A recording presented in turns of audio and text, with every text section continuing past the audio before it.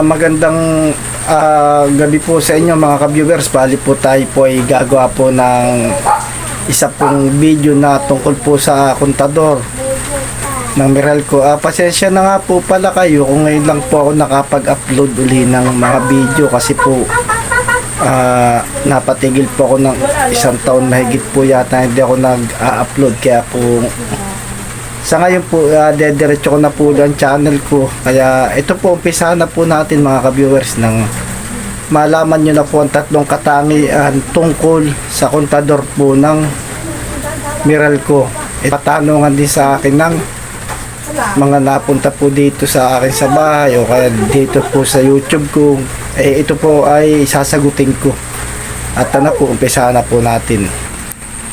Yun na nga po mga ka-viewers. Bali po, pagdating po sa kontador po ng Meralco, ang ating pag-uusapan po sa ngayong gabing ito ay may nagtanong po kasi sa akin na kung daw po ba pag nasira yung entrada ng kontador kung pwede daw po sa electrician na ipagawa, o may nagsabi naman bawal daw galawin ng electrician yung kontador ng Meralco.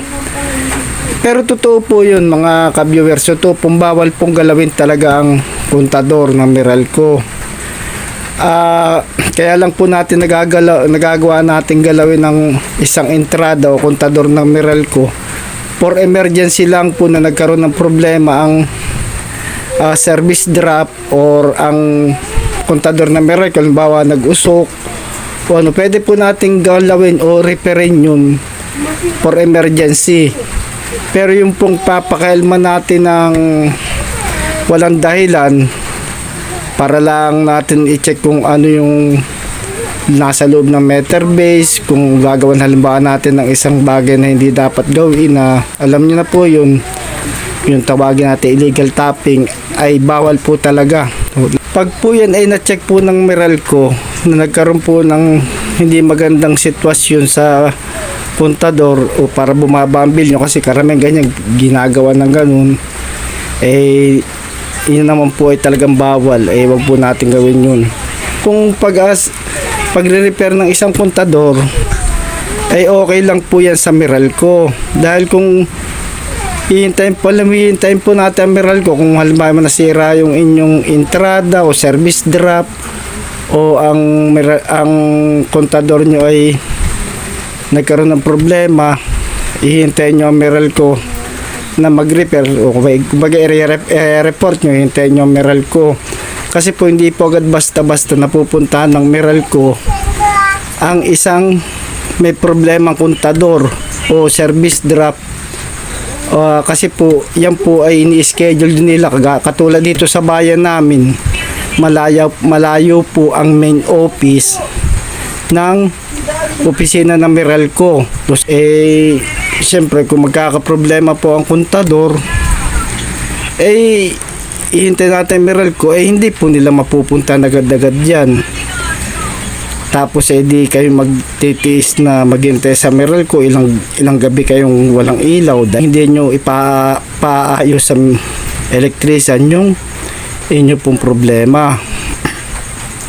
Kaya po sa mga nagtatanong na bawal daw galawin ang kontador ng Meralco, bawal po talaga, sa totoo lang bawal. Kaya lang po ako nagagalaw ko yung kontador dahil wala naman akong ginagawang masama. At least nakakatulong pa kami mga electricians na nagiging problema ng entrada o service drop o kontador. Dahil minsan kasi ito po pag nababasa, nag-aapoy ito, nasusunog po ito. Kung nagkaganon, pinagbawal ng Meralco na ganun, alam mo talagang bawal po, hindi ginalaw na electrician, baka po mag-apoy yan. Basta't wag lang kayong gagawa ng hindi maganda, wala pong kayong problema sa Meralco. Ayun po ang unang katanungan, di nasagot na natin yung tanong ni ate na bawal daw galawin yan, dapat daw ay Meralco nga. Ayun, tapos na po tayo, nasabi ko na pwedeng galawin basta nasa tama lang Tapos po ang ikalawang katanungan, yung daw pong kontador niya ay nasa loob ng kanyang bakod. Lalabas daw po ng Meralco sa kanya sa may gate. Magposte daw po doon. Akala po nung may-ari ng kontador ay Meralco po maglilipat sa labas. Hindi po. Meralco lang po ang maglalagay ng service draft at magsasalpak ng kontador nyo. Kasi pag yan po pati ay inireport nyo sa Meralco at sasabihin nyo sa opisina ililipat sa labas, hingan pa po kayo ng requirements. Huwag nyo na pong i-report.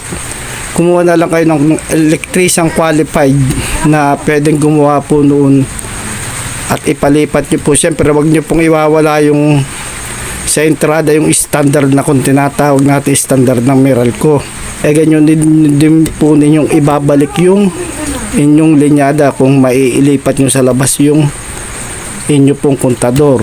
Ayun, dalawa na po ang katanungan. Ano po ang nasabi ko na sa inyo. Ang ikatlo naman po ay sa next video na po at medyo mahaba-haba na rin po nasabi ko kasi po huwag kayo magsawa sa subaybayan ang channel ko at sana po lagi kayong updated sa mga video ko ini-upload dahil ang ini-upload ko po karamihan ay talagang tungkol po sa kontador. Hindi po ako nakakapag-upload ng malimit ng mga pagbawahiring sa bahay, pero pinagwawiring. Ayun na lang po mga ka-viewers, hanggang dito na lang po ang aking video na inihatid sa inyo. Maraming salamat po sa pagsuporta nyo and God bless you po. Please subscribe po kayo sa channel ko. Thank you very much.